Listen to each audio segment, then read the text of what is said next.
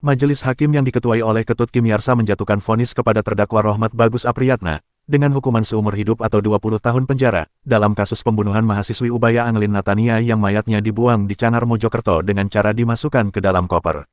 Dalam amar putusan hakim terdakwa, terbukti melakukan pembunuhan berencana pasal 340 KUHP dalam dakwaan kumulatif. Hakim menjatuhkan hukuman berat kepada terdakwa Bagus di atas tuntutan jaksa 19 tahun penjara. Hukuman diberikan kepada terdakwa lantaran, terdakwa selama sidang tidak ada unsur penyesalan bersalah dan meminta ke orang tua korban. Terdakwa Rohmat Bagus Apriyatna alias Boy bin Sulaiman dengan identitas sebagai di atas terbukti secara sah dan meyakinkan bersalah dalam tindak pidana pembunuhan berencana.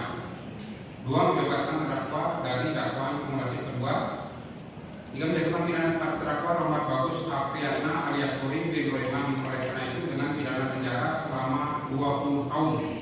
Menetapkan masa penangkapan penanganan jalan terdakwa diberangkat sebelumnya dari pidana dijatuhkan. Memberikan terdakwa penangkapan akan agar barang bukti 7 lembar fotokopi legalisir riwayat ini masa timeline lagi.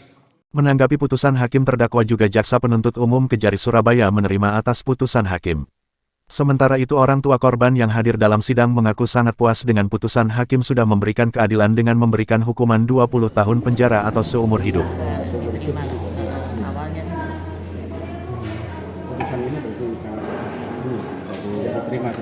sudah bisa diterima. Jadi keputusan ini kita sebagai pihak dari korban mengucapkan terima kasih juga kepada Pak Hakim yang telah memberikan keadilan bagi kami seadil-adilnya, walaupun mungkin putusan itu belum maksimal, tapi kita bisa menerima dengan 20 tahun itu di atas tuntutan JPU. Terima kasih. Dari putusan majelis hakim bahwa terdakwa telah dijatuhi putusan pidana penjara 20 tahun penjara, 20 tahun.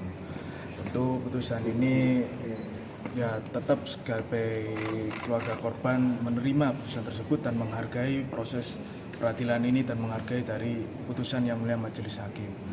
Kami berharap agar putusan ini menjadi upaya preventif dan upaya efek jerah bagi pelaku-pelaku lainnya, supaya jangan sampai terjadi lagi pembunuhan yang terjadi kepada mahasiswa ataupun mahasiswi universitas lainnya.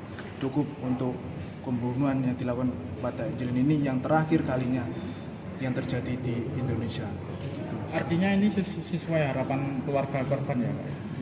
Sesuai harapan korban sebenarnya seumur hidup, namun karena dijatuhkan 20 tahun tetap kita menerima. Seperti diketahui kasus pembunuhan Angelin, dilakukan di tempat kos terdakwa di Rukostar PKB 1 Medok Asri Surabaya, dengan cara dicekik dan menjerat leher korban dengan ikat pinggang hingga lemas.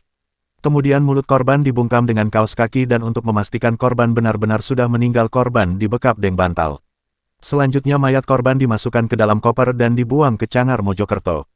Sementara usai membunuh korban, terdakwa menjual barang-barang milik korban termasuk mengadakan mobil milik korban dari Surabaya Rahayu mewartakan.